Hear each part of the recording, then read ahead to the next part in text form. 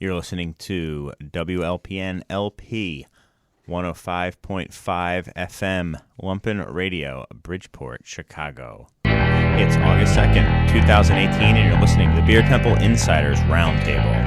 Remember, this is what we wanted. Remember, this is what we said. To never be heard or seen from again. Remember, this is what we wanted. Remember, this is what we said. To never be heard or seen from again.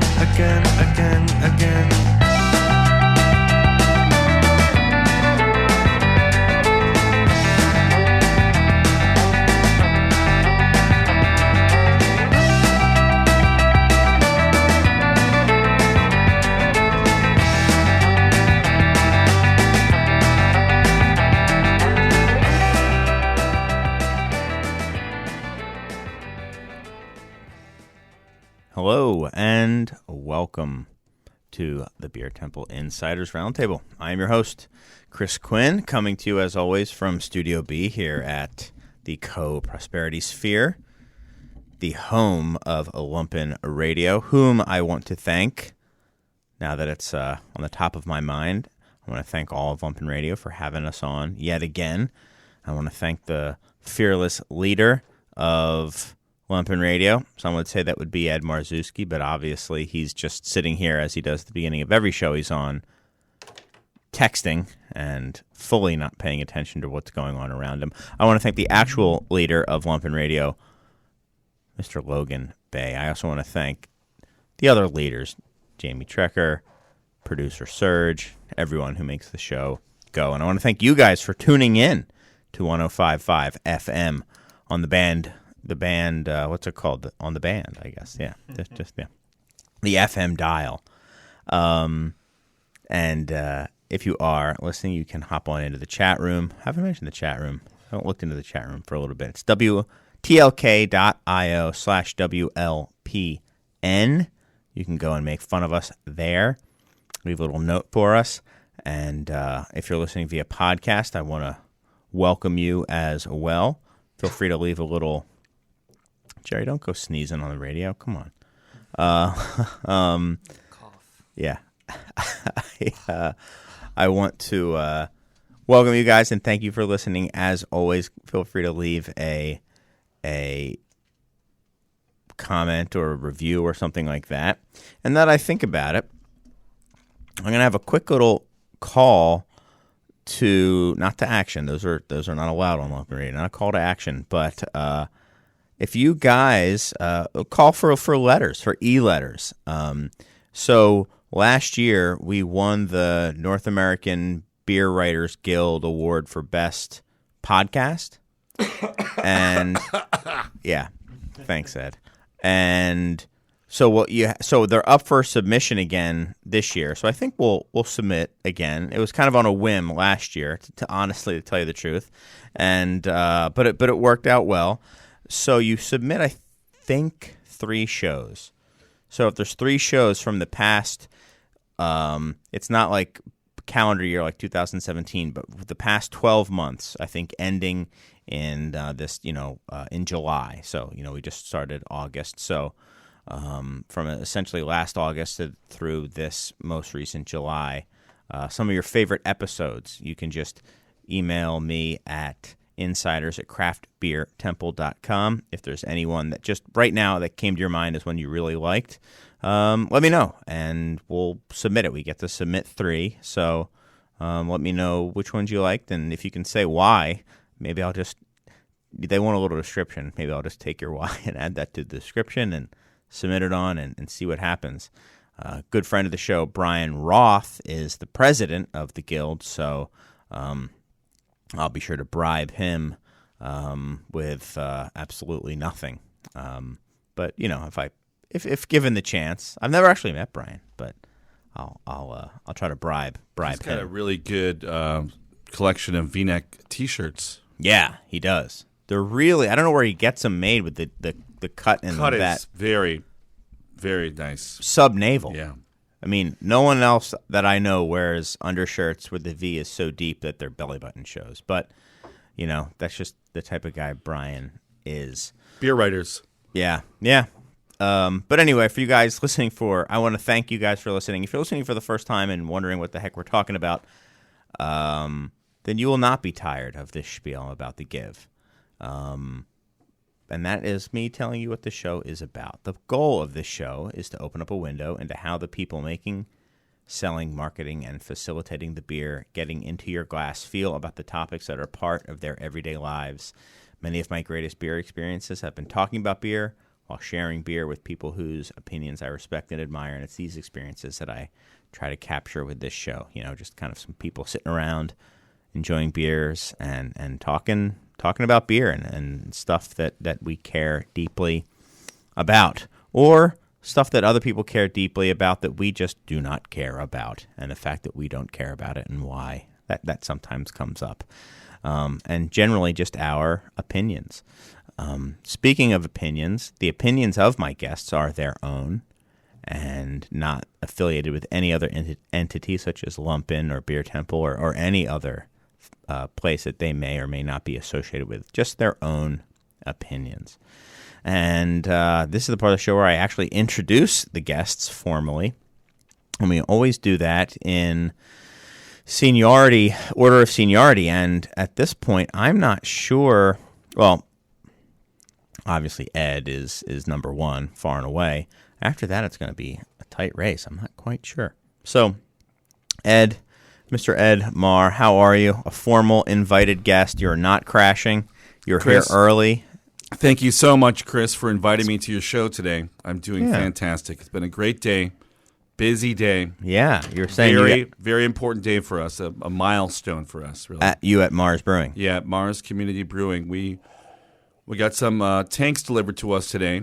We've been waiting for them for a while, and they were safely installed in our facility, which means Great. they had to go through the back dock, Mm-hmm. then lowered down to the basement floor of our brewery, and then we had to tilt them up and put them in place without anybody getting hurt.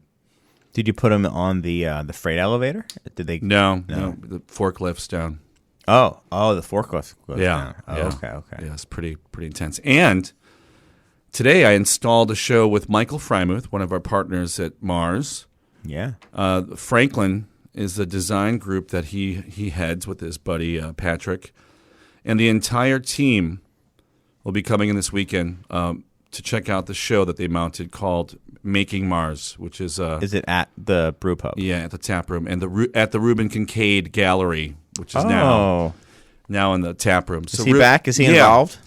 Reuben Kincaid was in the real estate game, as you know, for a long Yeah. time, and prior to that he was a gallery owner, and he was an artist manager, and he's come out of retirement, and he started leasing the space inside Mars as his new project room. Oh, that's great. Yeah, so we're working with Reuben Kincaid now too, which is also a pretty important milestone. Yeah, for he us. had gone silent for a while. Yeah, so he helped put the show It's together. great that Ruben's back. Yeah, Good so to the hear show it. it's beautiful. It's intense. Great. Oh yeah. Yeah, just to see the variety and the quantity of some of the artwork and the labels and designs and the number of people we've worked with over the past 3 years is Are any prints for sale? mind blowing. I'm sure everything's for sale. You got to ask For the Ruben. right price. Yeah. So, Okay. but yeah, I'll take a that's look. it's a fun, busy day for me. Cool.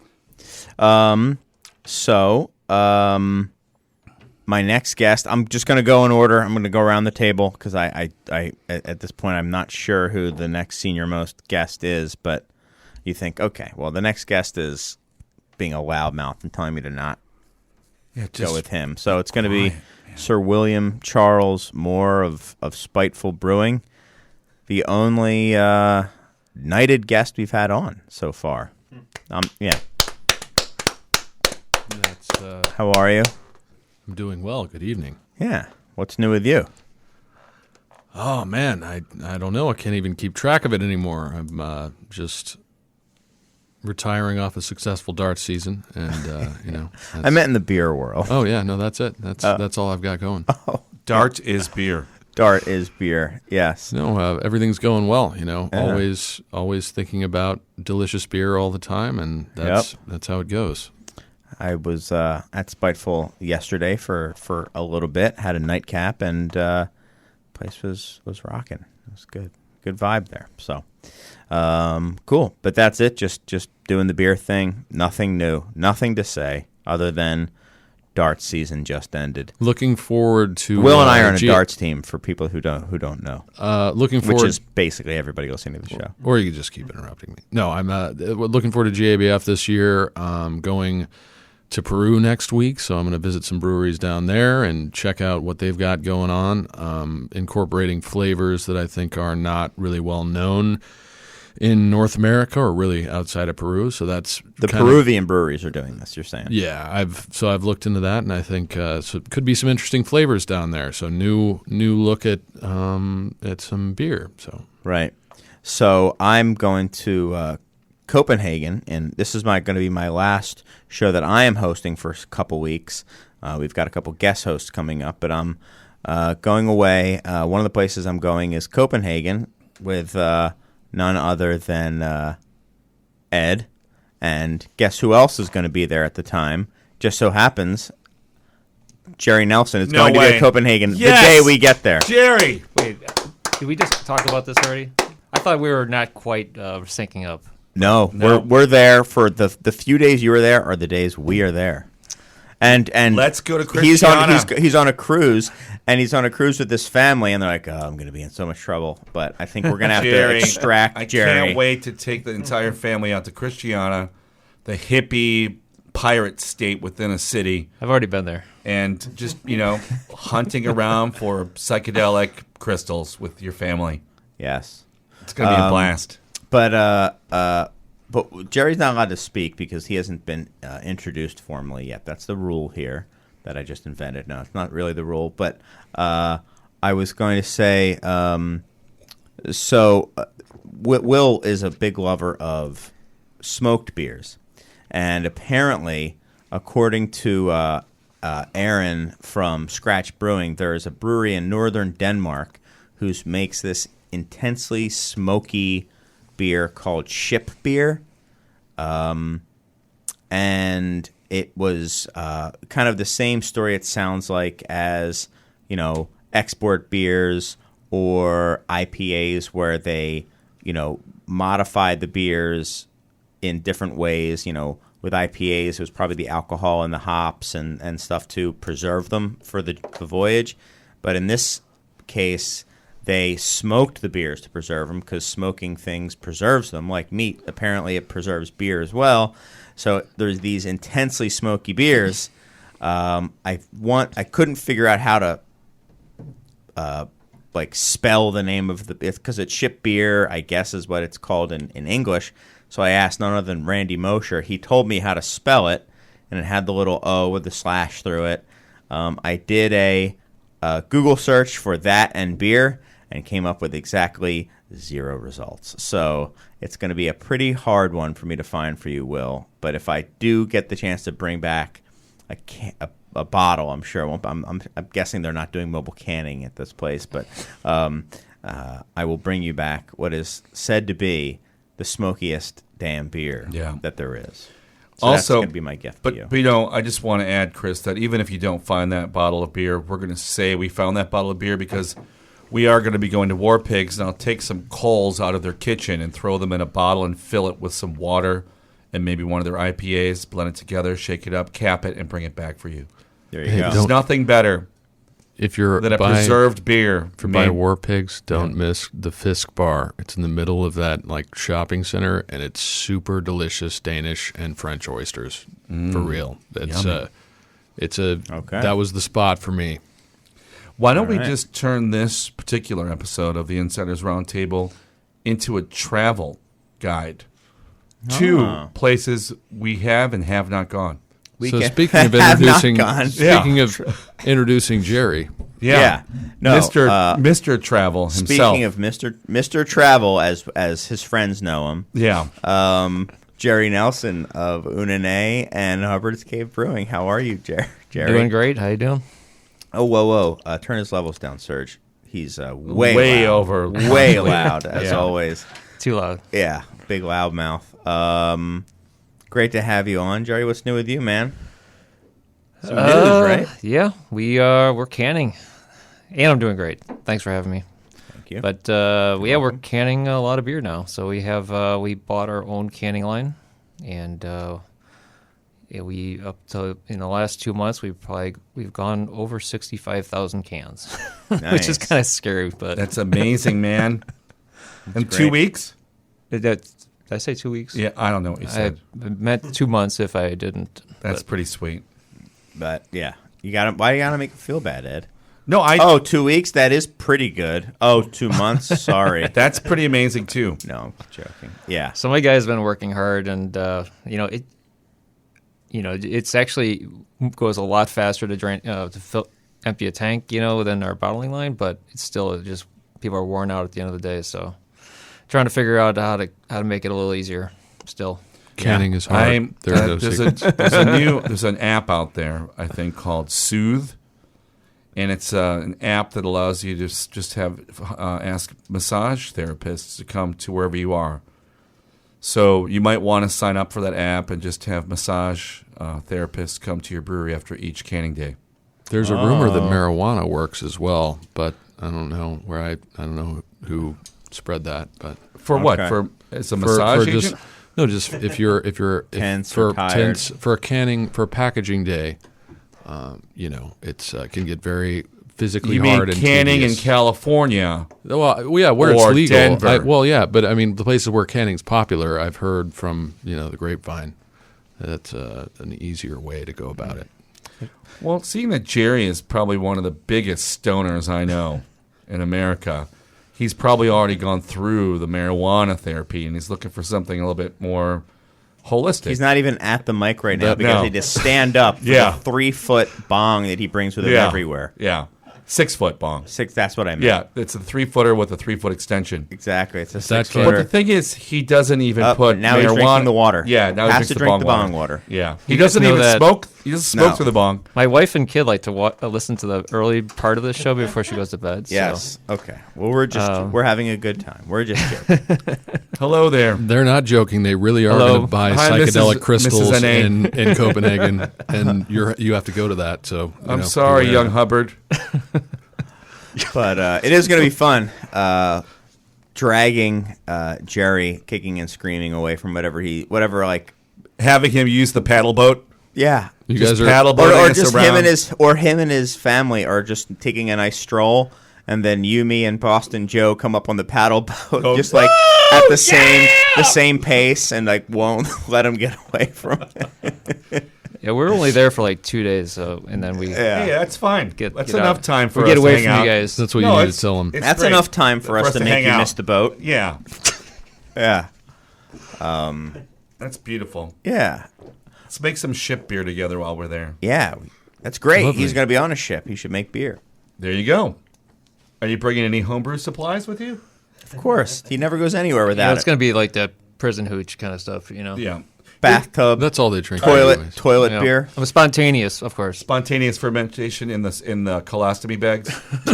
Oh, okay. Well, that's how we used to do it in prison. Yeah, Isn't that how you guys did it? I thought it was just straight in the toilet, but you did it in colostomy Yeah, bag. well, We we didn't get wanted the to bags. use Those the are toilet, nice. Those too. are sterile. I had to, wild fermentation. sterile. We lost Yeah. a lot of listeners just now. Sorry about that, Hubbard and Mrs. Ane. Tangent. It was a tangent. But yeah, that's exciting. So what we can talk about it, I think, briefly. We have a few minutes.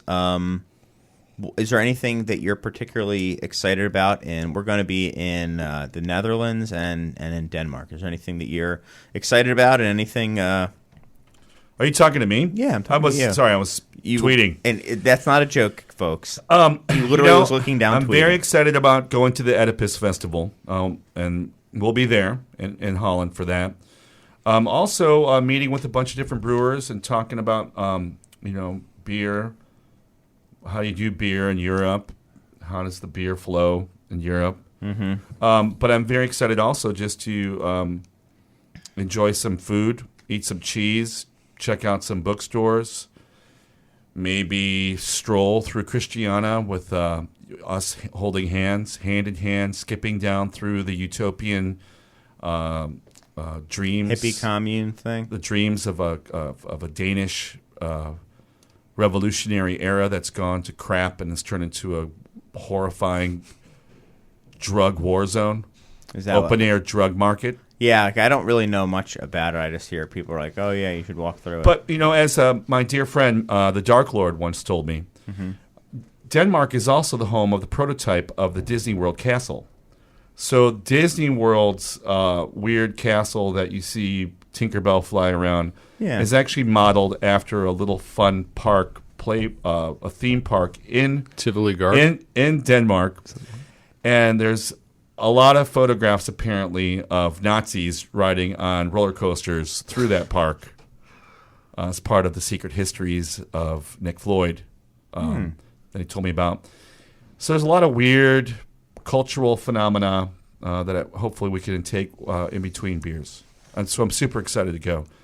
And, of course, what's really exciting, too, is we get to visit all these great breweries, eat some food, check out. I put us on the wait list, by the way, for Noma.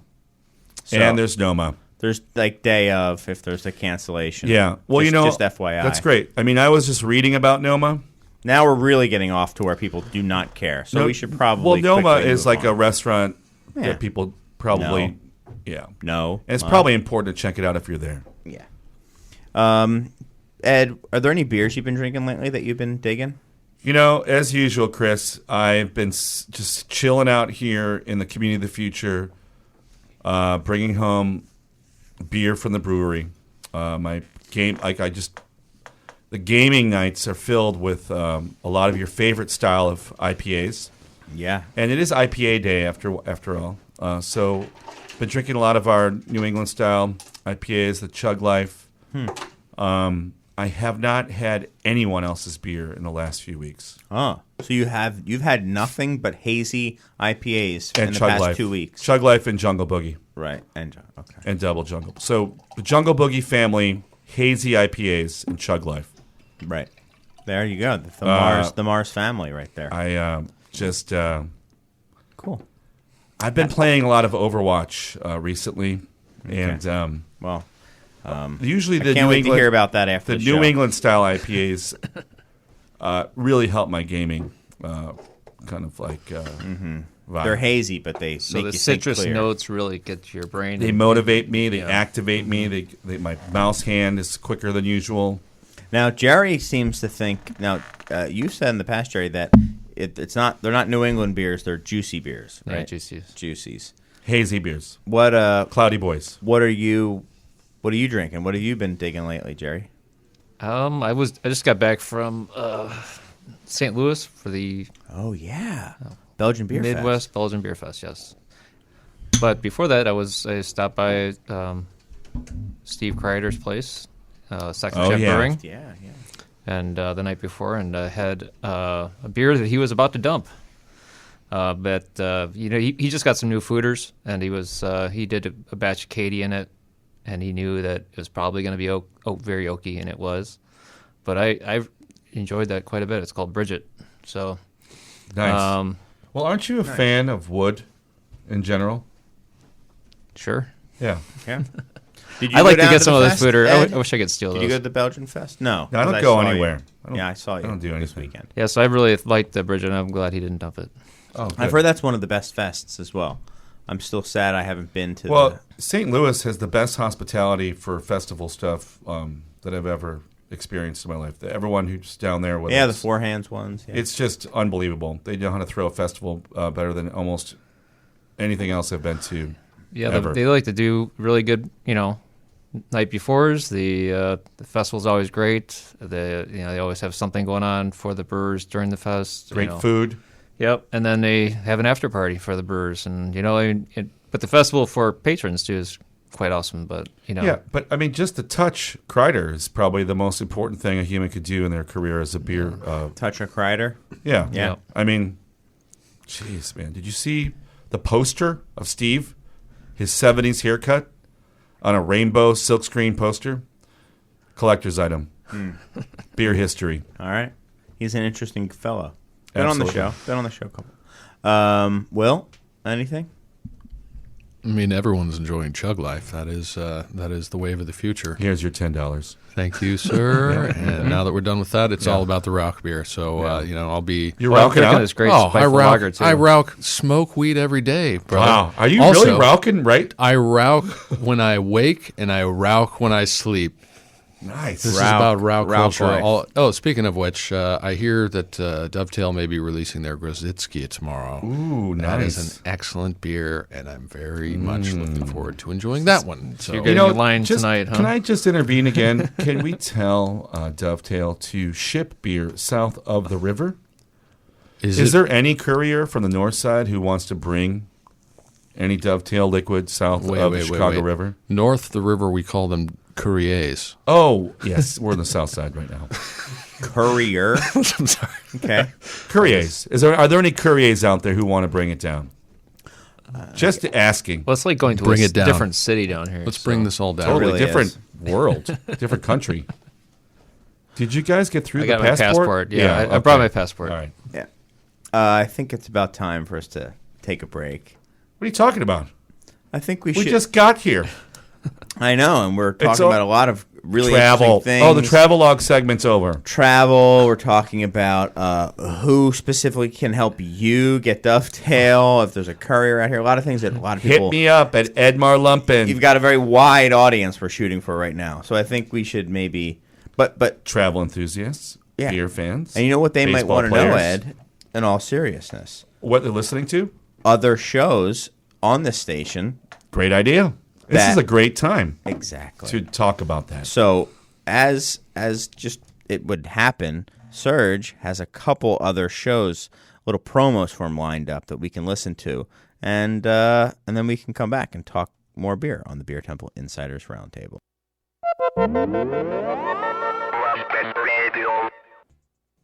Welcome back to the Beer Temple Insiders Roundtable. I am your host, Chris Quinn, and I am joined by my ever-prepared guests in order of their preparedness. Ed Marzewski, Jerry Nelson, and Sir William Charles Moore, who was on a fox hunt and could not quite prepare as much as normal. But we are going to get into some topics, one that has been, at least in brewing circles, I've been hearing a lot of people murmuring about. Really, it's not really something that people are freaking out about, but there was an article in the Des Moines Register that got some traction that Toppling Goliath is suing the former head brewer there for essentially breach of contract for a non-compete that he signed. So essentially, I guess there was the brewer there who had been there for several years. He left, and I guess the rumors were he left after he just mentioned that he may want to open up his own brewery. But who knows what I don't even want to get into why he was actually fired. But yeah, this gentleman, Chris Flanker, is wants to start help out and brew at a new brewery in Cedar Rapids, and He wants to help his brother Yeah. start a brewery. is it his brother? Yeah. Yeah, and that does change things. And I guess he signed a non-compete that was 2 years and 150 miles. Are those the terms, right? And they're calling it up, and they're, I guess, trying to C&D him, cease and desist, and not let him brew in Cedar Rapids, saying that he knows all the secrets, has all the proprietary information and all the goodies, and that he's not allowed to do it. So a lot of people kind of jumped out at this and said it's absolutely terrible, and Toppling Goliath is bad people for doing this. Toppling Goliath has a checkered past when it comes to this sort of thing. They've done some weird things in the past, and they're located in Decorah, right? Is that right? You are correct. Yeah. How do you spell that? Let's see how far away that is. Over 5 hours. Yeah. Yeah. I want to see how far they are from each other. So, yeah. Go with what? 110. They're 100 and it looks like they're about 100 miles away. So the C&D was for 150. They're at 100 miles. You mean the non-compete clause, yeah. The non-compete contract, yeah. Yeah, the non-compete. The non-compete, not the C&D, right. This, So, I could start with Ed, but I know he would just go on a tirade. What do you think, Jerry, about this? I mean, do you think anything of it? Former Brewer signed the non-compete, and now he wants to go and do something that is, to the letter of the non-compete, not really. He probably signed it when he was starting at Toppling Goliath. I'm sure. And I think they probably started doing that after they saw some of their brewers leaving and doing other things near them. Yep.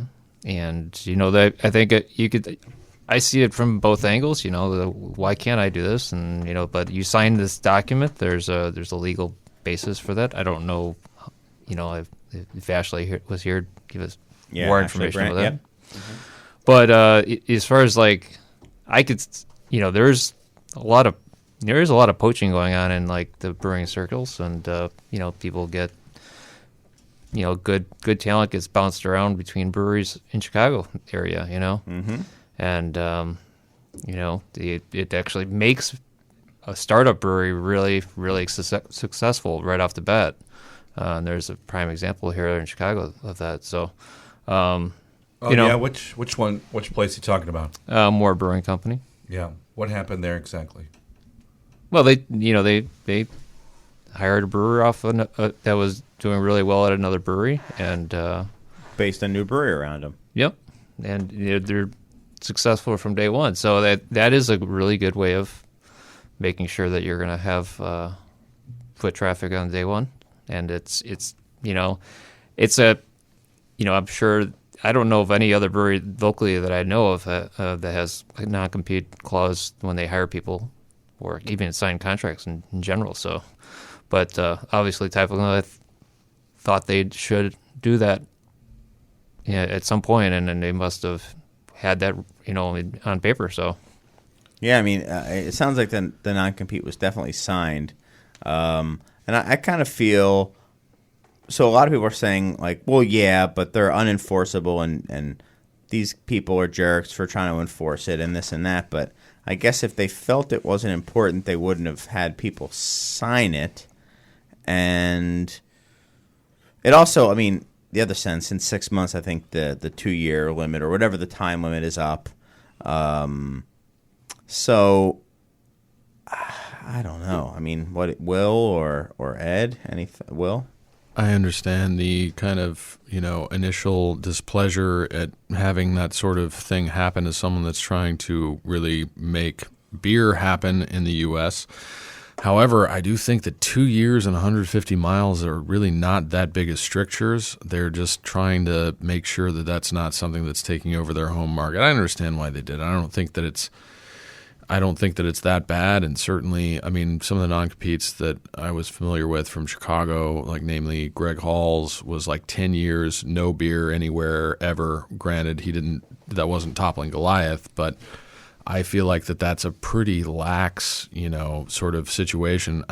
He could come to Chicago and make beer, no problem. It's not that far, there are tons of ways to avoid that, and plus 2 years is nothing. Go elsewhere, do something fun. You don't. But there is a cachet of somebody. There's probably in the brewing community around there, a lot of people know him, and they go, oh, he went over to this new brewery, so now we'll go there. So which is literally what happened with Moore. But fortunately, what happened, and that did. However, I do think that Toppling Goliath is a national brand, and they would have recognition wherever.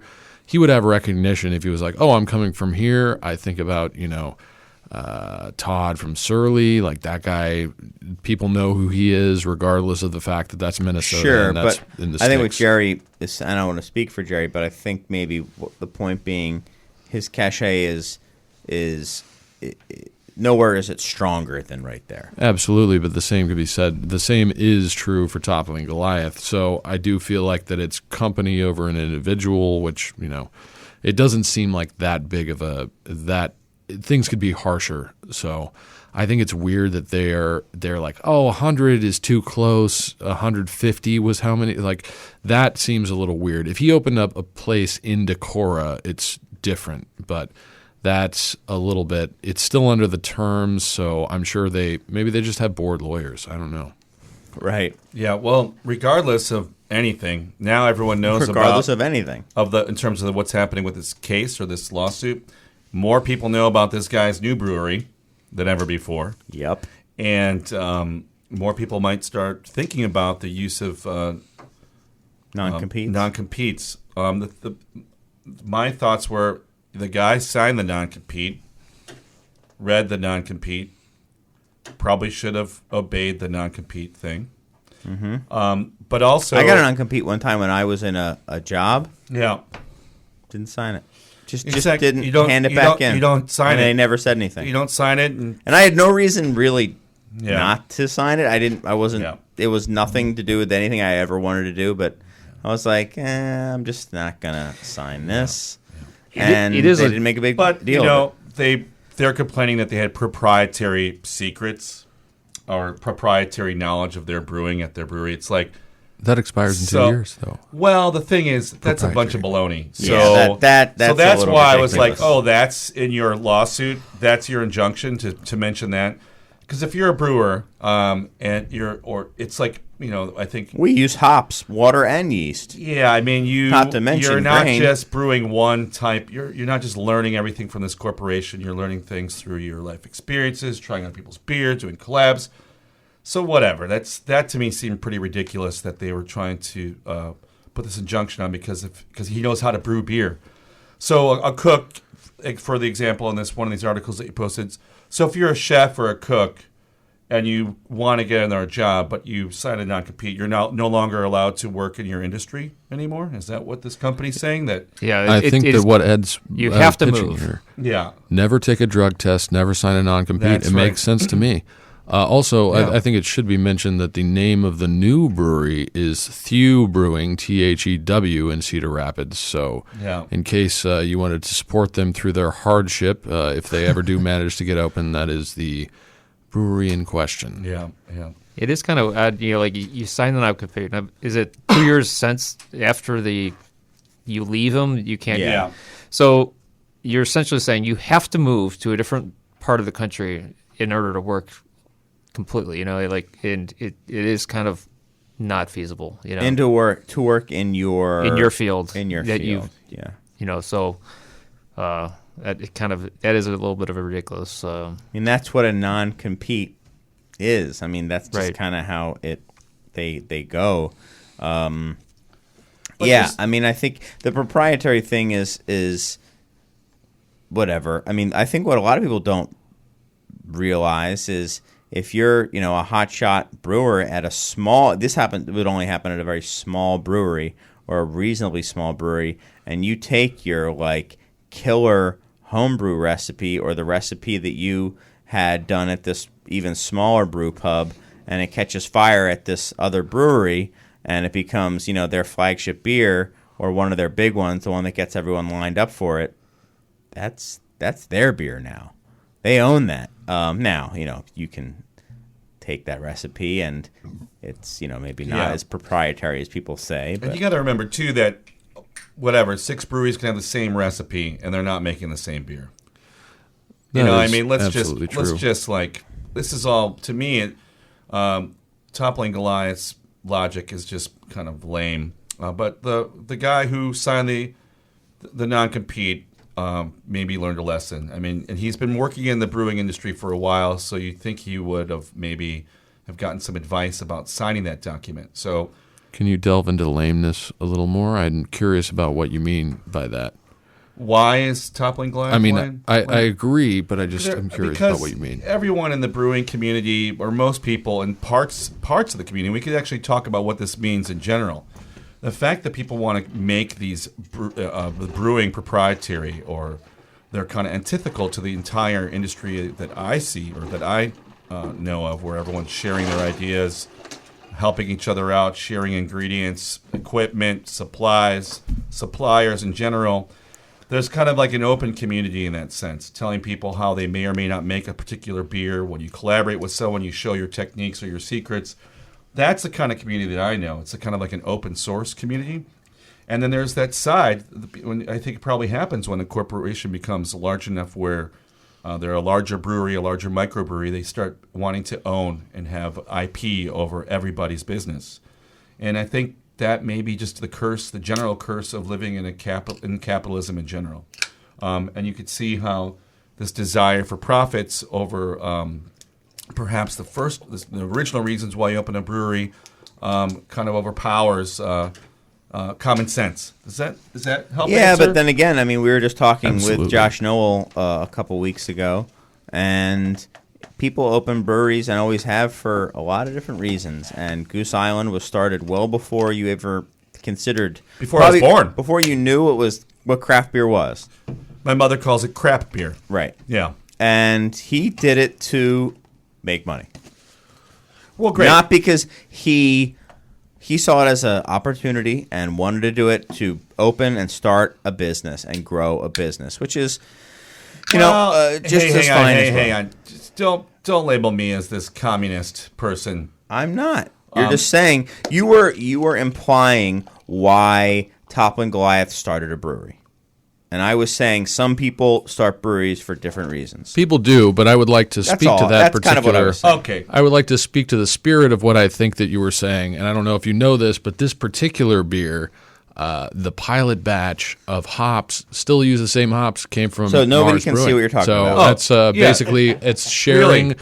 Sharing, insight and love and all that stuff. No one sees- So you said spiteful this lager, beer. right? Yeah, okay. Yeah. So that's it's always about moving the industry forward. At least it has been to this point, and it's one of those fouls. And I think that more than anything, it is a foul for a brewery that's as new as Toppling Goliath is to behave like one of the corporate-owned breweries. And I think that that's the I don't think sense. it's going to hurt them one bit. Personally. No, this is not going to hurt their bottom line. Just like it's really not hurt any of the people that have decided to sell to multinational non-beer corporations and whatnot. It's a matter of this is not playing well with others. And so if that's what you mean by being lame, I agree with you. I think that this is not in the spirit of community and moving the brewing industry forward in Iowa especially, which is not a place that is super saturated with breweries already. Mm-hmm. Cedar Rapids does not have this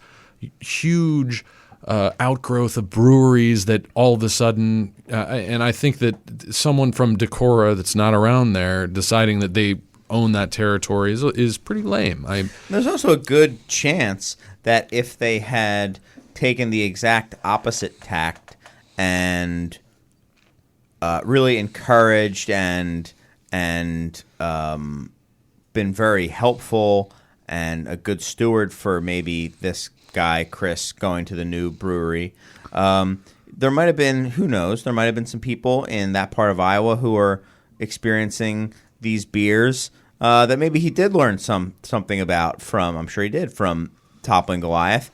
And you know what? Toppling Goliath has pretty good distribution now, and maybe this little brewery won't. And when they go into their supermarket, they'll see Toppling Goliath and think of it differently because of, there's more than one way to skin a cat. You can help yourself by kind of being,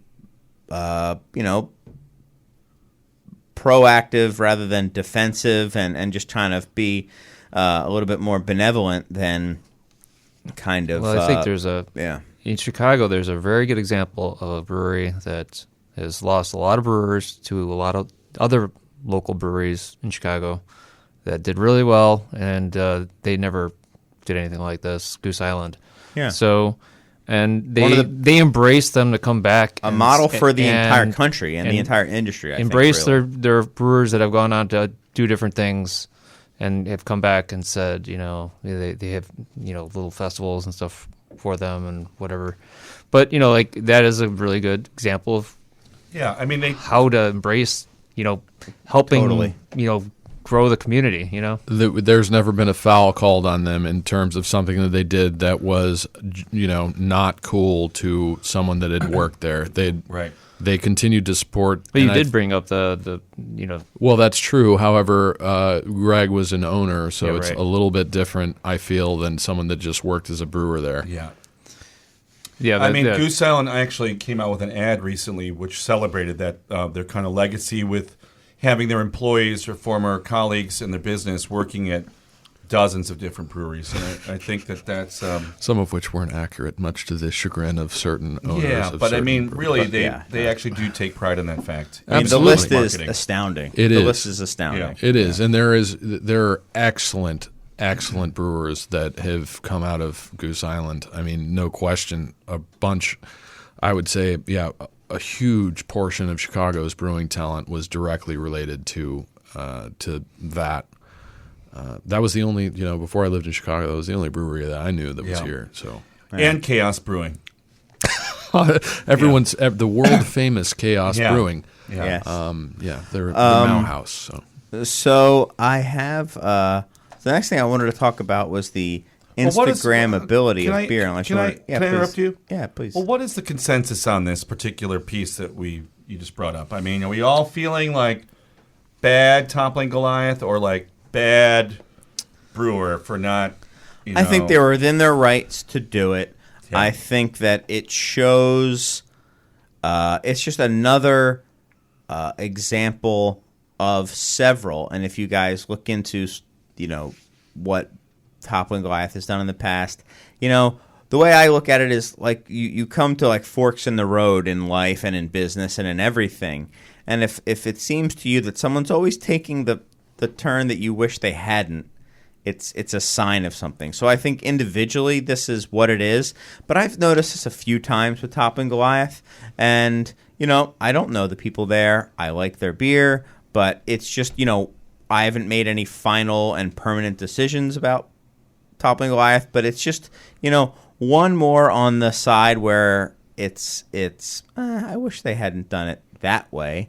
And I think it was also pretty savvy, potentially, by the folks at the Cedar Rapids Brewery to make a big deal out of it and kind of make lemonade out of lemons. I mean, really, Yeah. I'm sure. Good summary. I'm sure there's a good chance that Chris was like, "We're not going to be open by the time it's non-competes." Anyway, I knew that. I knew we were never going to be open, but now, hey. Let's play. Yeah, let's play. go. Yeah, Let's play. Now it's getting talked on the award-winning Winning podcast, Insiders which I've never Roundtable. heard of. And broadcast throughout the Midwest. I initially started the discussion basically framing the point of view of maybe A business owner.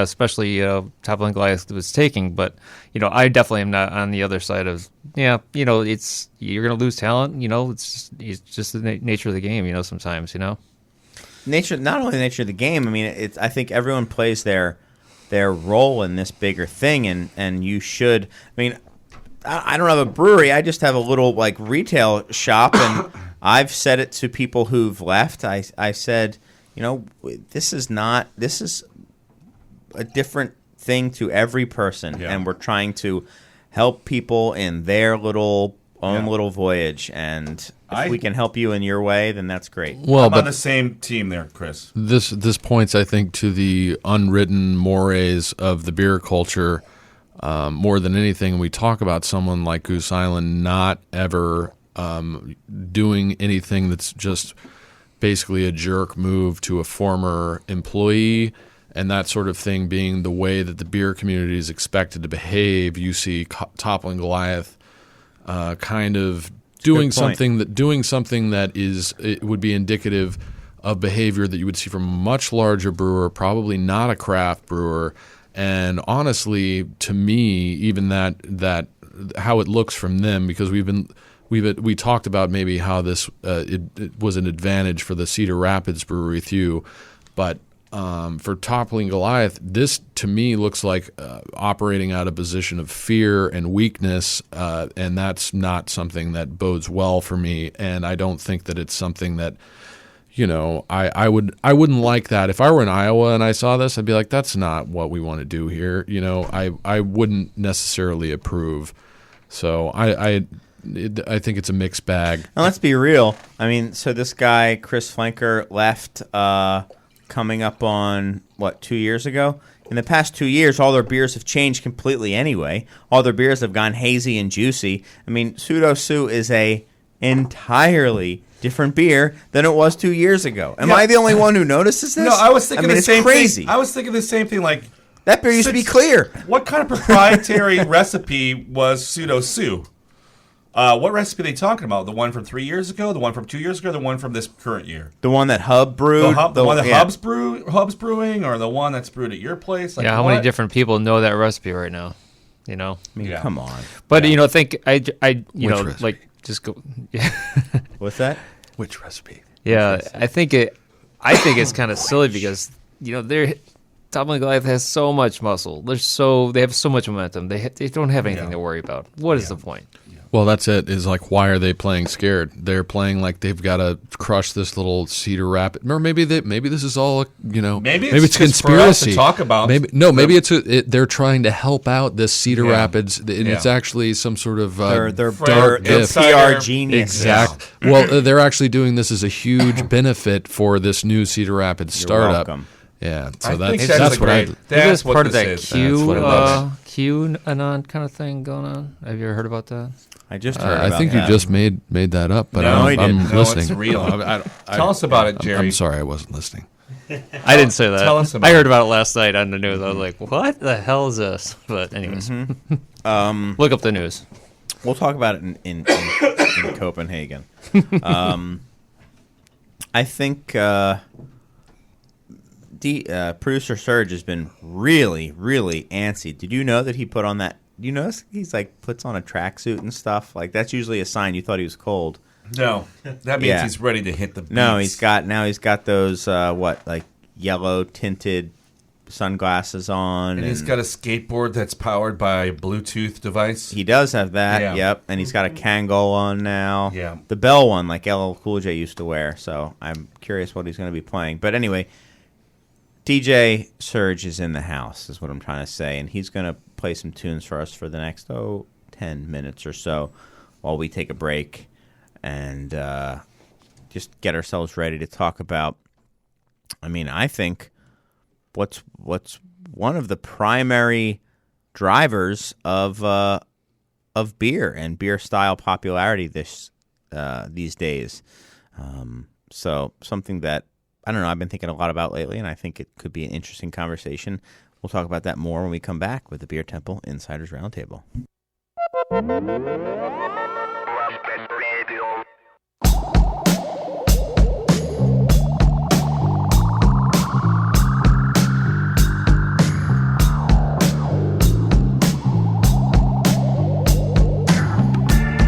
You may think it's over,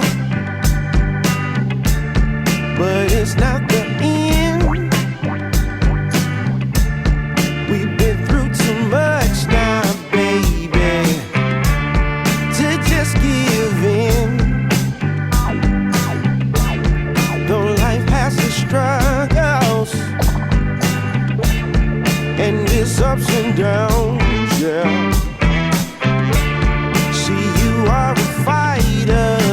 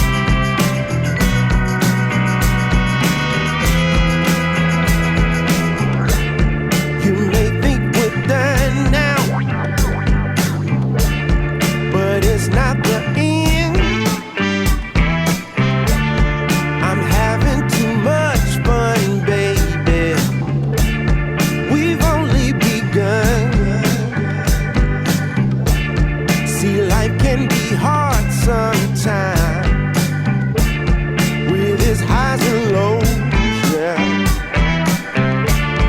But you are my queen, baby. So come take your throne, and don't you cry, dry your tears. We'll get by, have no fear.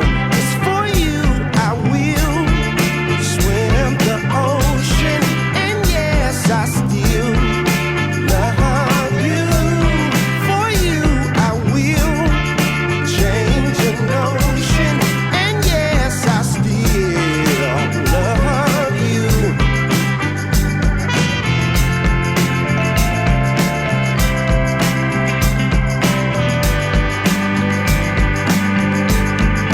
Don't you cry no more.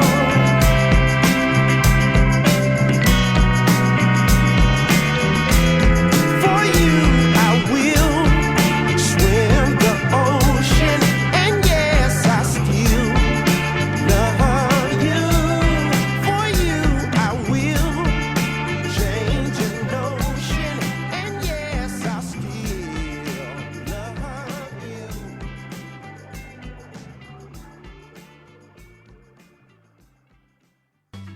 Welcome back to the Beer Temple Insiders Roundtable. I'm your host, Chris Quinn. I'm here with producer Serge, Ed Marzewski, Jerry Nelson of Un Ane Brewing. And for those of you who may be familiar with that brewery, that is what you may think of as Uni Annie. So if you've seen Uni Annie, it's Un Ane, and this is the man from that brewery that you've been drinking. Mr. Annie. Yeah. We are on 105.5 FM Lumpen Radio, WLPN, LP Chicago. I don't think we have any. Oh, yeah, and Sir William Charles Moore. I was about to say, there you're he is. Sorry. say those Sorry. guys here. No. Yeah, Sir William Charles Moore. How are you? Yep. Okay. Good. Cheers. Hally ho. How are you? So I wanted to talk about how important so in the outline, I think I know the way I put it because I'm reading it right here. I wrote, how important is the quote Instagrammability factor in craft beer right now? And essentially, the question I had and was just thinking about and have been talking about with some people over the past couple days, really. A topic based on your observations only, right? Yeah, but I mean, those are just things that I am just thinking about because I noticed. So somebody was telling me about the way this started was just the other day. I was talking to someone and they were talking about the slow pour Pilsner and saying we're doing a slow pour Pilsner. And I was like, slow pour Pilsner, what's that? And then I read an article from a guest who's been on the show, Kate Bernot, about slow pour Pilsners. It was the most popular stand at GABF last year, and I was saying to this person that slow pour Pilsners aren't a style; it's a serving way it's a way to serve, and it's a German thing how they fill the. I call it the Randy Mosher style of pouring beer. If you've ever read his book or seen his book Tasting Beer, it's how he says to do it. In fact, now that I think about it. I have a video. One of my first videos I ever put out was how to pour beer, and I did it the Randy Mosher way. It was the slow pour Pilsner way. I didn't do it with a Pilsner, though. I did it with, I think, a Pale Ale, a Sam Smith beer, something like that. And I'm thinking, because they're like, oh, yeah, the boss pour thing is, they're saying it jokingly. It's over. It's all about this slow pour. This puffy, pillowy head. Which happens is, if you guys have ever done it, where you pour a beer and you pour it aggressively and it foams up, and then you just let it sit. for, several minutes, and it dies down, and then you pour it again, and you can get this almost like meringue head that lifts up out of the top of the glass. It kind of like extends out over the top of the glass. And I started thinking that, like, why is this all of a sudden? This isn't a really old technique. This is in no way new, but it's being, if it's not on Instagram, it doesn't exist, So the first time it's on Instagram, it's been invented, is essentially, the one side of things. And so that got me thinking, because they were talking about it. This person I was having a conversation with was referring to it about, how people are taking pictures of it this way and this and that. And I was thinking, well, the Boss Pour and the Hazy beer are very much have been linked to Instagram by many people. This right now, as I'm talking to this guy, is being linked to, just referenced as Instagram. And I then was thinking about, these fruit beers that are like neon and vibrant. I was like, oh, those are very visual. I started thinking about in my head, what that's where I think about things in my head. And I started thinking, on Instagram, what are the beer pictures I'm seeing? And I started thinking about, these beers are the beers that I see on Instagram more are the beers I'm seeing on the shelf more, which kind of makes sense. But there's also this visual aspect to them. The beers that are popular now often have a visual aspect to them. Pastry stouts aside, but you can make them very visual too by including, whatever pastry you included in the picture. And I've also lamented on the show before how, classic styles are not as popular, and how there's so much beer and so much great beer being made, but it seems to be the focus is kind of narrowing on what's being brewed. And I was just curious what role Instagram might be playing on this. Does your beer have to look good to be viable now? And are only a certain amount of styles viable? Because people are just going to scroll past it unless it's Haze Bro or Pink, or has maybe, if you can get a big fluffy billowy head out of your beer, maybe that's, another beer style you can get in there. And that's, I guess, a good thing. But I don't know. So that's how I came to think about this. And I wanted to get your guys' opinion. This is genuinely a topic that I'm curious to just hear what you guys think. And maybe there's nothing to it. Can I give a first take here? No. Yes. Well, I would like to say that, not speak specifically to Instagrammability of things like Boss Pour, which I think are pretty much dumpster fires. That's the worst way to pour a beer that you can possibly pour it. The head But on a beer. It looks cool. It does not. Anyways, I Well, feel like the it number looks. of likes, it doesn't look It cool. looks cool if you don't know how a beer is supposed to be poured, and I feel like that people need to understand that the aroma in a beer is largely contained in the head, and you have to, in order to have a fluffy head like they have with a slow pour, is not only the mark of a well-made beer, but it is something that is protecting the beer from oxidation and from spilling, and is retaining the aromatics that you want, in addition to bringing the carbonation level down in the base, in the poured aspect of the beer to a more drinkable level. So there are a lot of things going on there, and something like a slow pour Pils is so appealing because of actually how it tastes, not merely how it looks. And it Even looks though the cool. meringue head is good, there's a lot more going on there, and I think that as people become more sophisticated, I think that the best looking beers are the ones with really great head retention, which indicates excellent process, and ones that are clear. And guess what? That's what the big boys already do. You ever see a Stella Artois, billboard? That's what is going on there. And if things are moving in that direction, I think that maybe it means that beer service is getting better. Maybe it means that people's tastes are changing. But my estimation is that the visual aspect of a beer is obviously the first thing that everyone is taking into account. drink with That's your why eyes. exactly you drink with your eyes, but that's why if you're BJCP style, if you come from that school, that's the first thing that you're judging about a beer is the way that it appears, and I think that this is just an extension of that because. To me, I get excited if I see a beer that's poured really with a lot of care and a beer that has excellent head retention.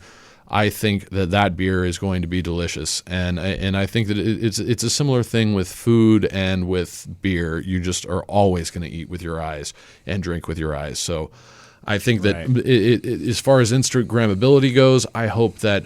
To me, what I know to be delicious for beer is what shows up more than Boss pours and things that are novelty beers. I mean, the Boss pour has gone.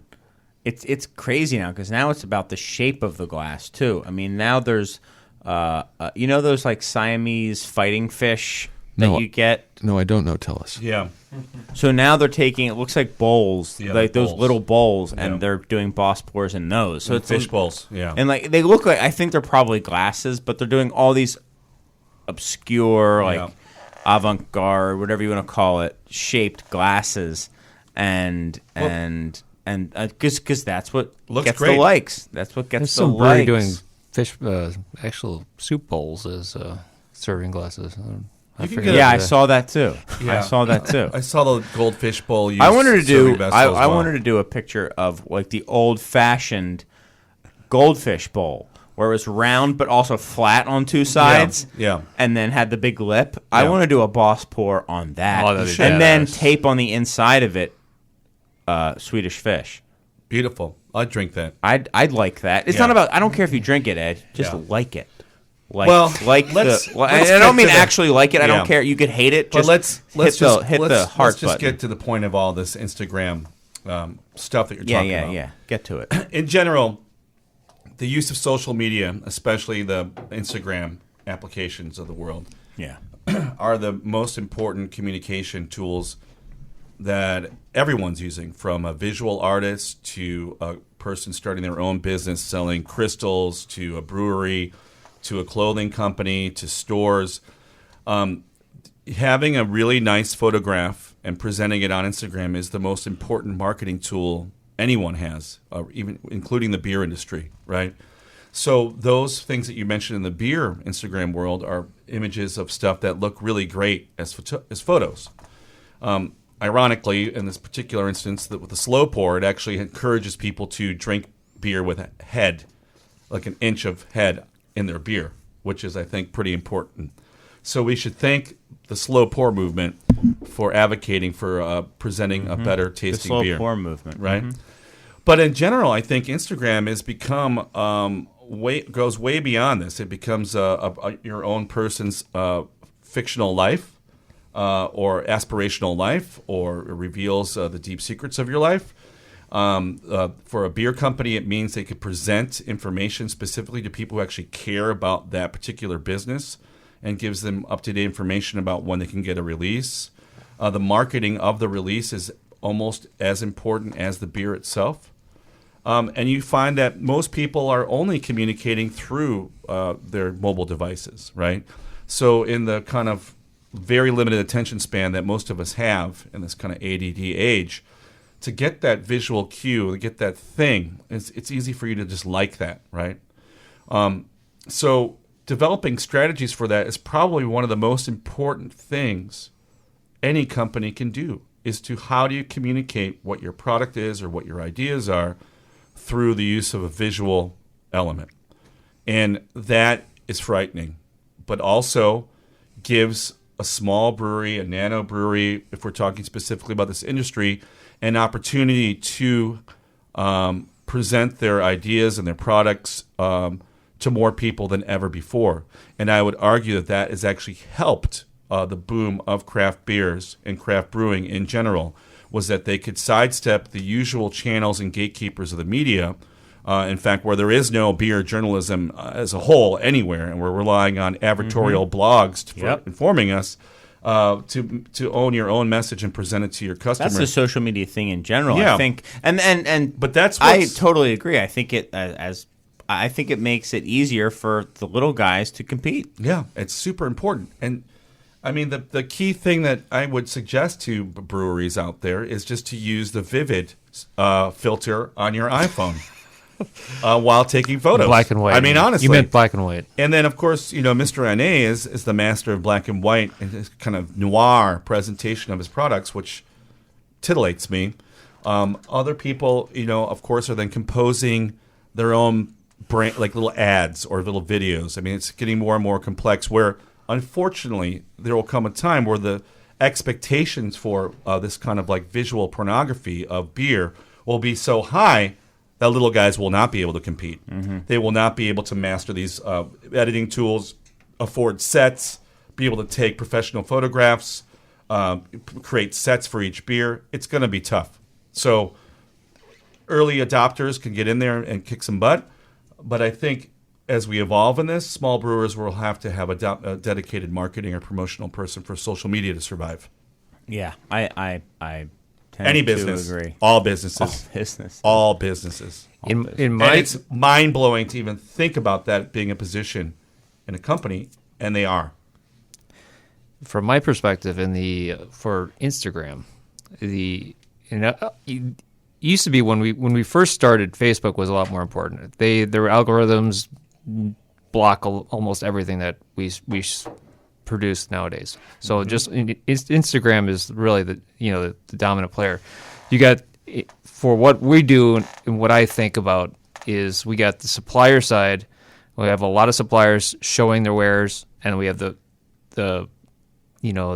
consumers who are following all these breweries. And I don't see the consumer side all that much, but we get a lot of likes on what we produce if we produce a really good visual. So and then there's another side of it, and you're part of it. The retailers are showing these visuals that produce, that say this is the beer you want to get right now. This is our haul today.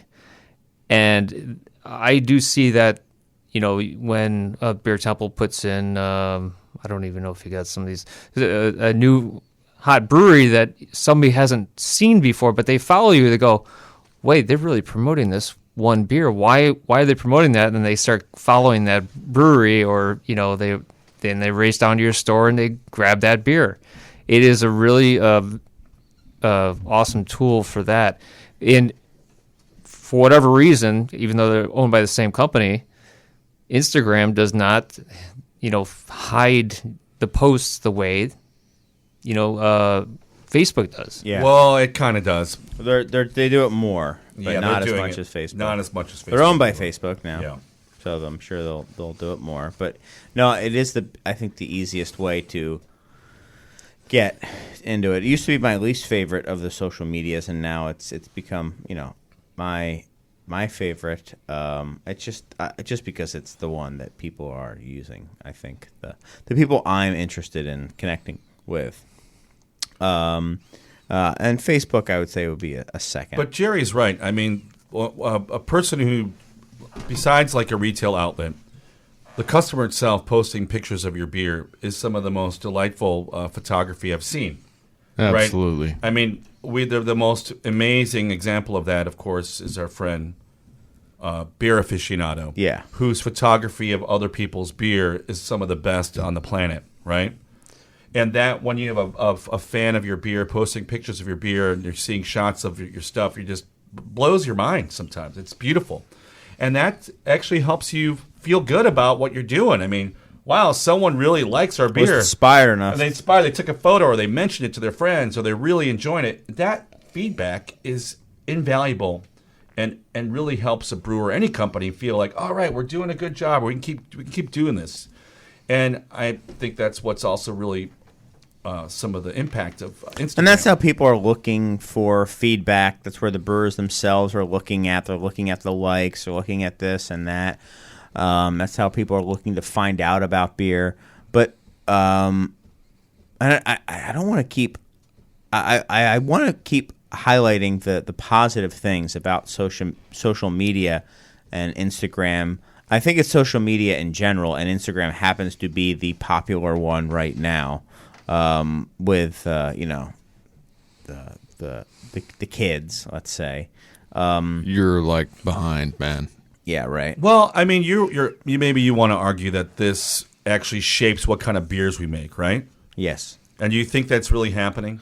No, I want to argue it almost in like a debate setting thing where I'm still trying to figure out, but I think it's worthy of thought.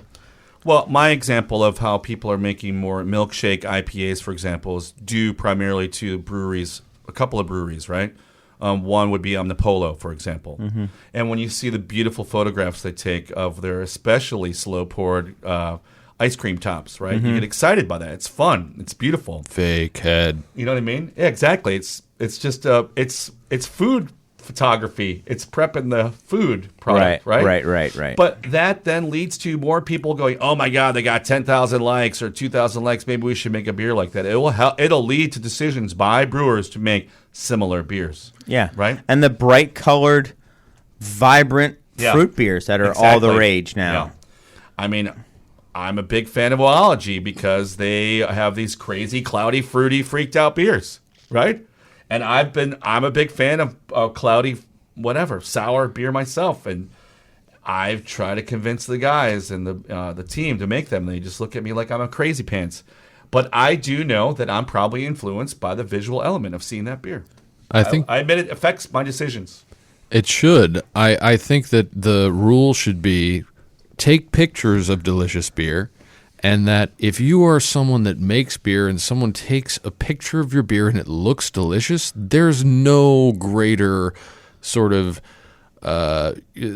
honor than having someone appreciate your beer in that way, that you can present it to them in a way that's, that it looks delicious, and it gives you a different perspective on things. And if I look at a picture of a beer and I'm like, that beer is a beer that I want to drink, good form, sir, then I think that's just that's good for everyone. And I hope that it is more towards because as much as I might like the fruited, nutty stuff as much as Edmar does, I think that having a picture of a well-poured beer that says something, oh, this beer is great, and it's a good picture, that's something that Reinforces it. Yeah, that's it. It makes an impression on me. And if Instagram is the But that you're just a geek. I think you're an What are you anomaly. talking about? You're an anomaly. I'm an anomaly. Yeah, you're right. Yeah, okay, fine.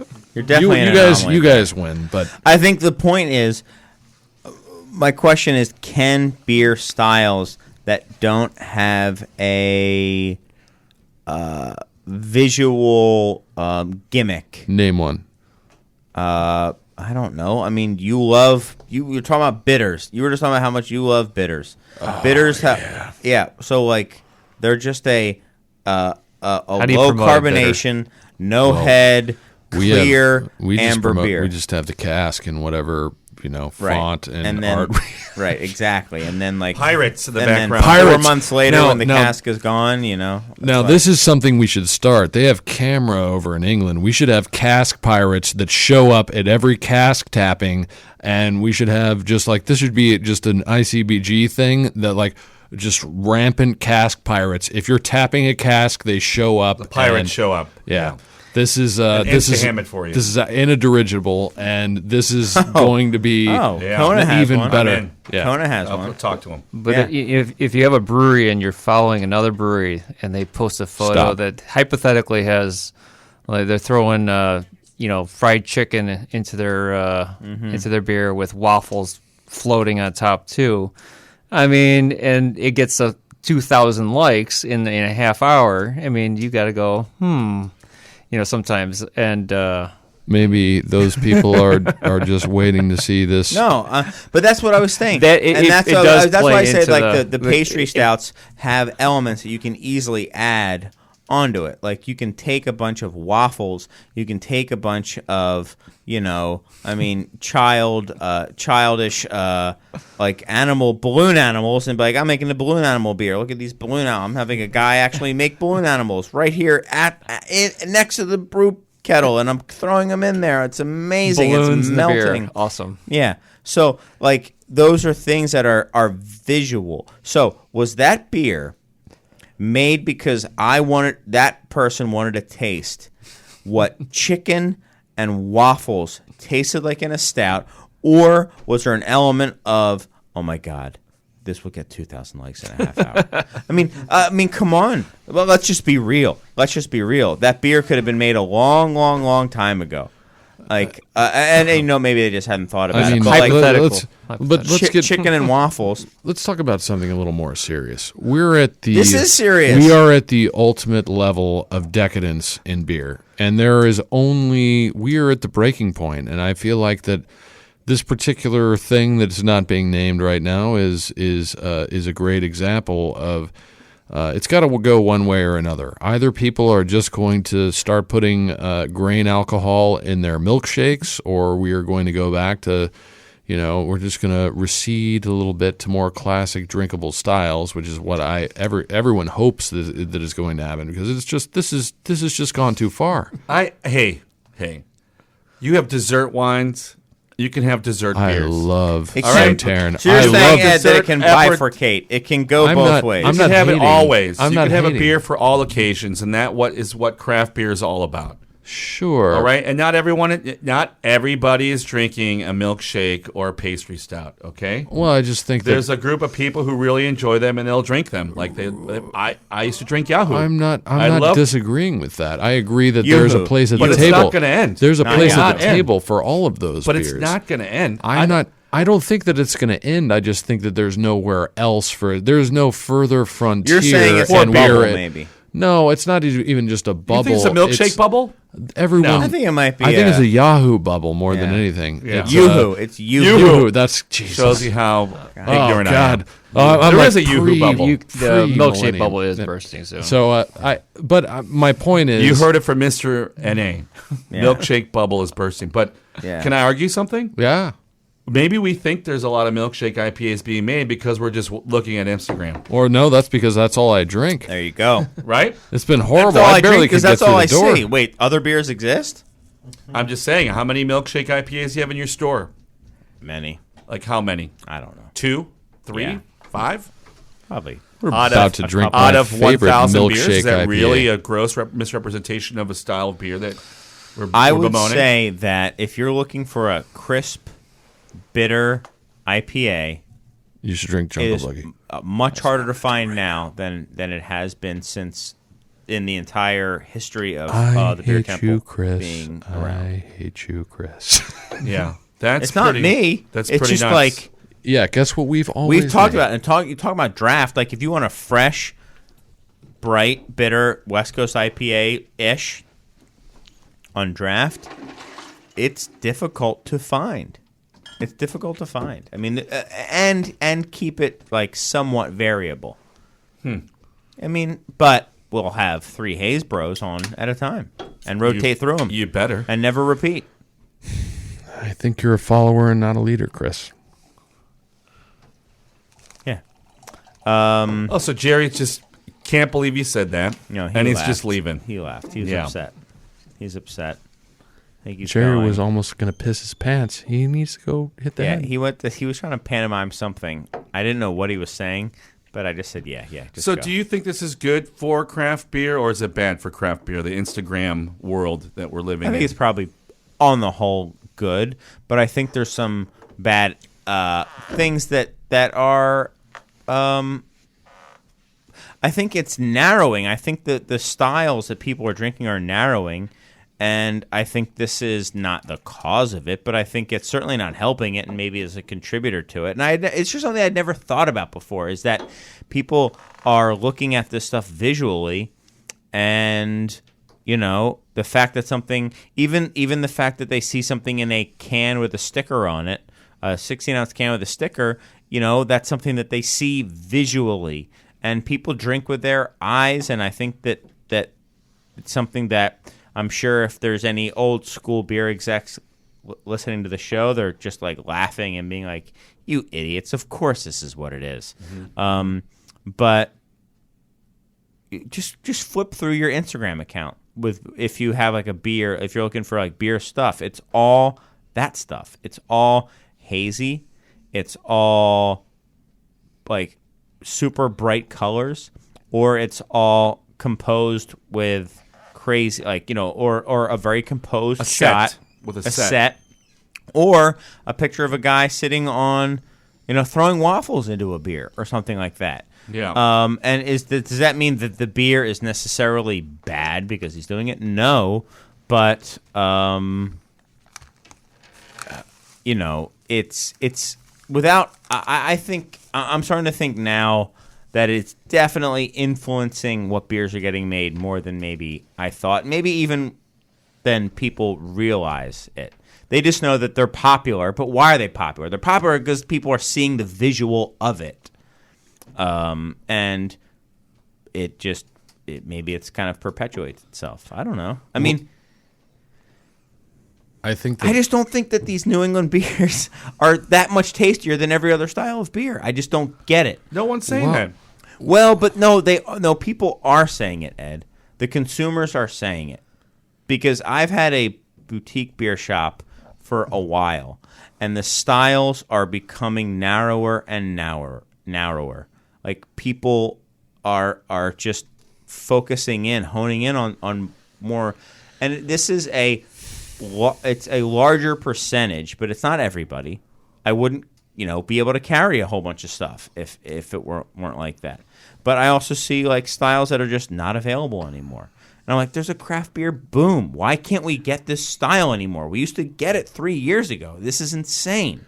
It's because everyone is focused on that. And speaking from the perspective of someone that is not focused on doing any of those styles that were, any outside of our wheelhouse and never delved into that region, it is true, I think, to some extent that people believe that that's what's popular nowadays, but it turns out that drinkable beer will always be popular, and that I'm thinking about Instagrammability. I'm drinking a Jungle Boogie right now, and there's no way that anyone could know how delicious this beer is from the visual aspect of it. It is crazy. It's another $10. No, yeah.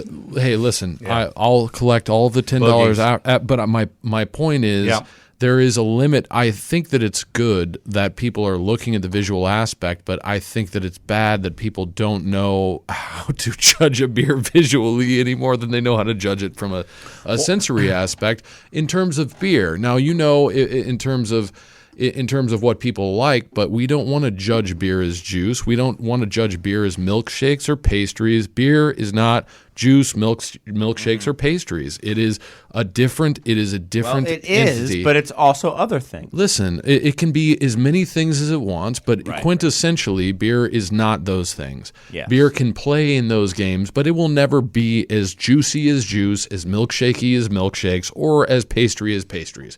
Or Yoo-hoo as Yoo-hoos. Or Yahoo as Yahoos for that matter. So my only thought is that I think that there may be too much focus on that particular aspect because what you can make your beer taste like. That sort of thing. But I think that if you focus up on all of these things, which I believe are fleeting trends in beer. This is not sustainable. This is what I was talking about with decadence in beer culture right now. It's not that nobody will ever not want a juicy IPA again. I just think that the ones that aren't super drinkable and approachable, those aren't going to last. And at the end of the day, that's what this is about. If it's about anything, I was talking to a beer industry person a little bit about this yesterday. And they had an interesting take on it, which was, years ago, there was this, like, literal need to survive, a need to grow the segment. You sound like you're making this up. No. I just going to intervene right here. What? Literally, and halfway through my thought. Go ahead. Keep so thinking. There was this thought about how the brewers needed to grow the segment. You had to basically build an audience for these beers, and that what you were doing was showing all that beer could be. You were beer can be this and that. And we love this beer. Do you love this beer? Experiment. Try this stuff. Try this. Try that. And that craft has gotten to a point now where everybody isn't almost on the Mormon mission where you're knocking on doors and knocking on bartenders' doors and asking them to try these beers. The segment is here. We don't need to necessarily individually help grow it. The big guys are going to help grow it and this and that. And that as a result, you're looking at more market-driven beers now. What does the market want? And that's what we're going to make. We're not trying to create the segment with what we have and be the Rob Todd of Allagash who went around with a Belgian wit beer and went from bar to bar to bar and said, taste this beer, tell me you don't like it. And now the segment is there and we're just, kind of catering to it. And I thought that was interesting. This is a guy who was, a beer guy saying how things have kind of changed. I thought it was interesting. I know you're shaking your head, Will, but I think Ed is first. Yeah, well, it is, IPA day, right? And I just happened to was on social media tweeting because it literally IPA day? Yeah, and I wasn't paying attention. very up on I wasn't that. paying attention to anything you said, and I just looked at my Twitter feed, and Todd Ahlstrom from the Beer Advocate made this post. Number of American India Pale Ales and double IPAs listed on Beer Advocate, established 1996, over the last 20 years, includes retired beers. 12,000. In 1998, there were 4 IPAs listed on his site, right? 2008, there were 2,148. And this year, presuming as of today, there's 61,000 IPAs listed on the site.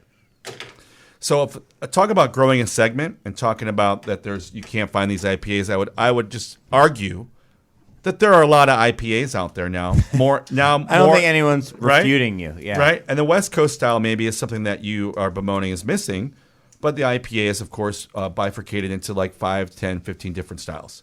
Right. Brute, dry, whatever. Right. Hazy. It's called an IPA, right. I mean, the cover of the Brewers magazine from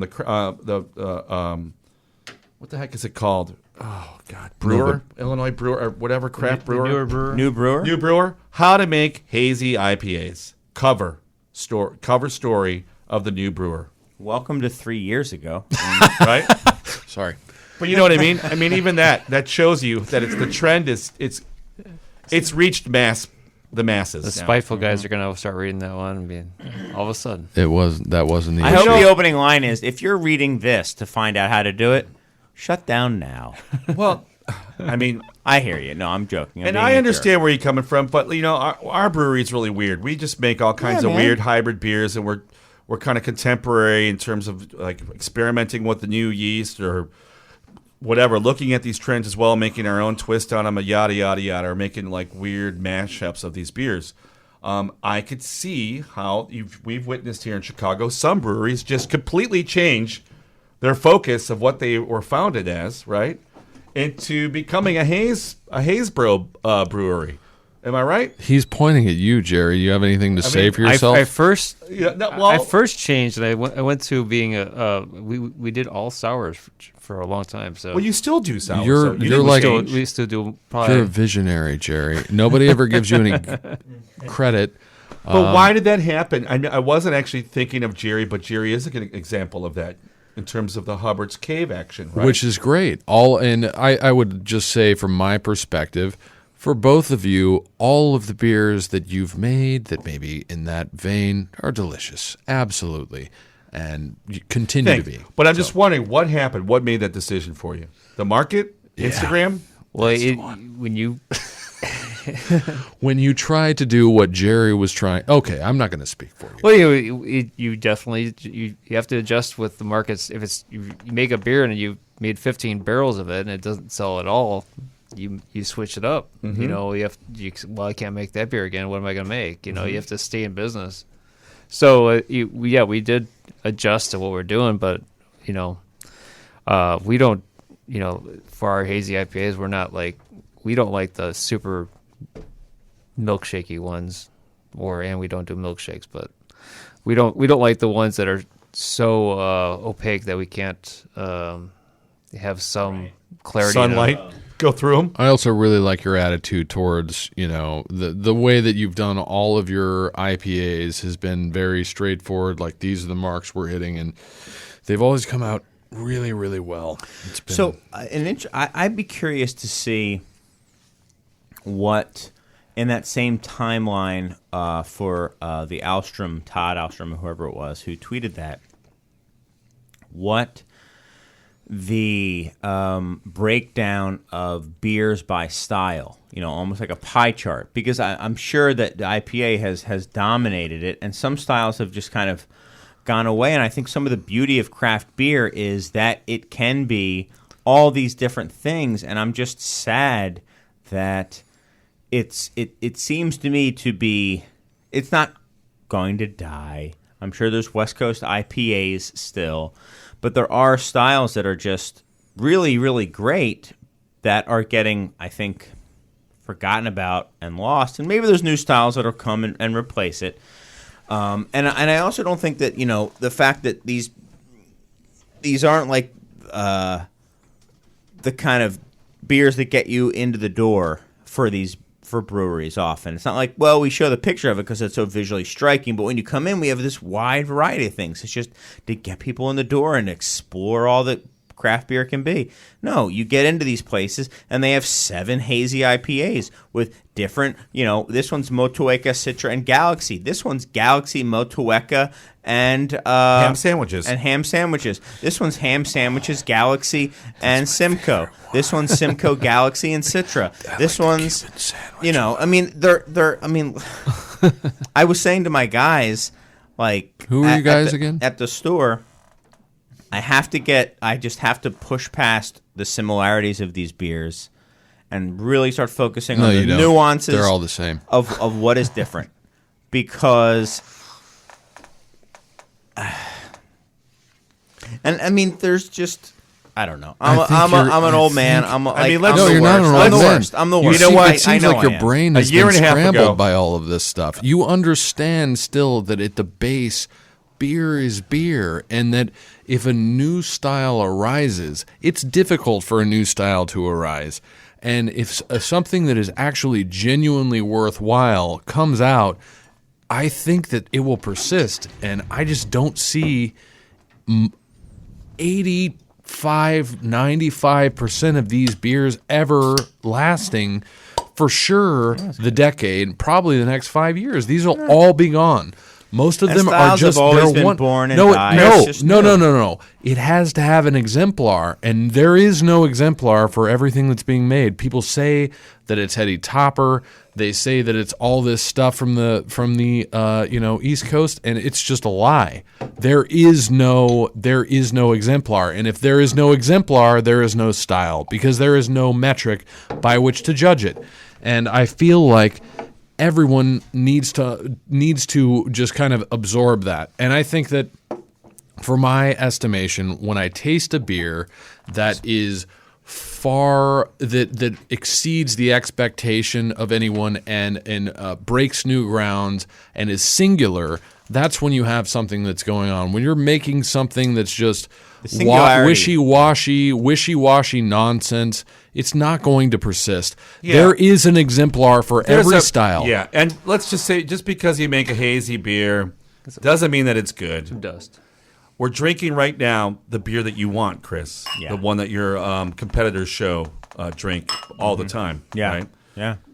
And are you happy that you can get this? Are you glad that you're able to get this beer? I love it. Yeah, I mean, it tastes pretty old. Yeah, right. But let's remember, a year and a half ago, you were making fun of, most people on the show were making fun of the haze craze, the New England style beers, Northeast style. I like to go back. If anyone's out there, we're about to get the letters. We have a very quick amount. So if you guys remember us making fun of them, I think I think of them very similar to how I did. Maybe I'm a little bit more resigned. But let's talk about letters. Accepting. We have to get to this quickly, and I want to get to this Go for because it. I'm not going to be on the show for the next 2 after this. We do letters. It's 3219 South Morgan Street. If you want to write us a letter, 3219 South Morgan Street. That is the Co-Prosperity Sphere in Bridgeport, Chicago. And just put my name on it. Put Beer Temple. It could get lost. I literally got a letter that was sent over a year ago. It just got into my hands. I wanted to read it tonight. It was too long. I didn't have the time to dedicate to it. But I got one, an e-letter at insiders@craftbeertemple.com just very recently, and I thought it'd be a fun closing thought. Hold on, you guys gotta listen. Come on, honor the fact that this person wrote us an e-letter. Insiders@craftbeertemple.com. So I hope it's a troll. So Shane writes, "Hi Chris, I think it's ridiculous that Oktoberfest beer is being released so early. They are being released in July. This was written 6 days ago. Oh, in July. Yeah. That's pretty early. Well, it's barely August now. Yeah. I will typically, Shane writes, I will typically wait until September 22nd, the official start of fall, to drink Oktoberfest beers. This leaves very few options of fresh Oktoberfest for me to drink, as I don't want a 2+ month old beer that's been sitting on the shelf. I know the style isn't as volatile as an IPA and has some shelf life, but I still prefer it fresh. Do you see this trend changing, or will they eventually start being released in June? Thanks for your time, Shane Newman. I think thank you, Shane, for the letter. And yeah, it's definitely July Oktoberfest. Everyone's trying to rush out there because they don't want to be late. And I don't know, I hope it's a tipping point, because I think they're coming out so early now that they may completely miss the intended time that it's meant for. And I wonder if that's going to open up a door for people to just wait and then actually put them out on the shelf when people want them. Why don't you tell the listeners out there in Chicago right now what an Oktoberfest beer is all about? So we don't have much time at all, but it's a lager. It is a lager that is, so there's an Oktoberfest celebration in Germany, in Munich, that goes for, I believe, 6 weeks or so. And it starts in late September and it goes through October. And there's a lot of history to it. I don't need to tell you about it. But they are a beer that are, they're beers that are literally tied to a festival that has a finite time. And that beer style, and it's not July. And the beer is made to be consumed at that time only. That's right. Essentially. I mean, they're great beers whenever you would feel like drinking that beer, but the point would be it would be like a 4th of July beer coming out in Valentine's April. Day. Yeah, in in April. Valentine's Day. That's a great example. Or Valentine's Day. But even still, I totally agree with that. We are actually making a Meritzen for the first time this year, and we will be releasing it in late September when it should be released. End of discussion. And the way that you do that is by not trying to get to market first, because this is just going to be released in the tap room. So, I feel like that's essentially what you're seeing is people competing by getting to market earlier and earlier, and then it's like, this is ridiculous. Pumpkin beers should not be coming out in July. We shouldn't have Oktoberfest beers coming out in July. Everyone should respect the seasonality of seasonal beers, and if you see something on the shelves early, I mean, that's the one to avoid. That's it. I mean, that makes sense. And the other thing is, a lot of these breweries are brewing them early and then having them sit in distributors' warehouses and just wait for the time for them to go out. But some distributors might just be like, we're not holding on to your beer. You sent us this beer. We're in the market of selling your beer, and we're just going to send it along. Yeah, no distributor wants to buy beer and sit on it. And I know there are some right now in Chicago that are sitting on Oktoberfest beer and waiting. And there are others that are just going to be like, screw that. You send me the beer. I'm shipping the beer if somebody wants to buy it. So it's kind of like I guess I could see with as Shane was saying, a less volatile style that you want to be able to maybe send it and then pick your time. Okay, the market's right now. Okay, the conditions are right, but I mean, destroying the seasonality of seasonal beers will end in destroying seasonal beers. Period. They're destroyed. And that's what I'm saying. So it's especially only fresh hop and wet hop beers. It's the only true seasonal left, well, or anything Scratch makes. I think. I mean, let's be real.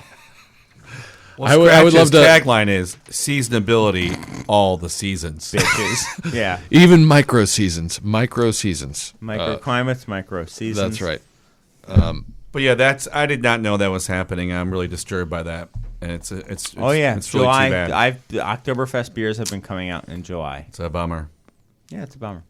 Mars they're will gonna be start calling releasing its Magnetron season. Meriton next week, and here's your $20 We back. usually release these seasonal beers a month after the season. Yeah, We make well, them you like, guys are making. oh, it's the season. We should make a beer now for the season. Isn't And it'll come out after it's supposed to come out. that was famously, I think, or infamously, Beguile put out a summer beer in the fall, and they had to rush and change the name of it. I think they called it maybe next summer or something. Yeah. I think. Never mind. Yeah. I think, but you guys are doing a seasonal, hazy, hoppy, pale Oktoberfest, right? Well, a wild sour haze Toberfest. Haze-toberfest. Haze-toberfest. Lactose. Lacto Haze-toberfest, and it's coming out last week. Oh, cool. Yeah. Any adjuncts in it? Everything. Oh, Yeah. real traditional. And Grozitsky style. It's Grozitsky. Yeah. I mean, Chris, I think that you are making a joke man, Chris, that maybe our brewery is a little bit too seasonal. Is that what you're saying? No, I think you're a little too traditional. Too traditional? Yeah, Okay. you got to break out and be a little bit, It's hard to break out of those traditional think outside the structures box. of style. You know, we're Think reading outside the the new box. brewer, getting our ideas from each new issue of the new brewer. As it they've lands. got a great article. On Yeah. on the Pay front attention to page. page 7. That's the one. That's How to the brew one. hazy That's the beer. recipe Yeah. that we're following right now. From Widmer. It's about Hefeweizen. The well-known, exactly. the well-known Hayes Brewery. You beat me to it, Ed. Well, thank you guys. It's been fun. It's been fun this week. I wanted to thank my guests, Ed Marr, Jerry Nelson, and William Moore. I also want to thank producer Serge. Are there any very quick last thought? Do we have time? We have a very micro last thoughts before we get out of here. Ed, anything very quickly? Just be peaceful and good to each other. I have nothing. All right. Classic. Drink Rauch beer All right. at every opportunity. All right. Smoke weed every day. Thank you, guys. I really appreciate it. We're going to have a couple guest hosts. It's not even necessarily going to... What's going on with that? Well, I'm going away, and I talked to some people who I thought might be interested in doing a show. It's not necessarily even going to be, this format. It's I want people to do their own thing. And next week is going to be Andrew Gill. Awesome. Yeah, right? So We're going to be gone for this show? Yeah. Bummer. And we got a super secret surprise the week after. I make no promises, but then we'll be back after that. And in the meantime, don't forget, guys, if there's a show that you really liked this past year, send it to. Let me know which episode that was, and we'll submit it for the award. That's insiders@craftbeertemple.com. I really appreciate it, guys. I'm going to be going away, but I'll be back. And thank you so much. Thanks, everybody. We'll see you next time with more of the Beer Temple Insiders Roundtable. Remember this is what we wanted. Remember this is what we said. To never be heard or seen from again. Remember this is what we wanted.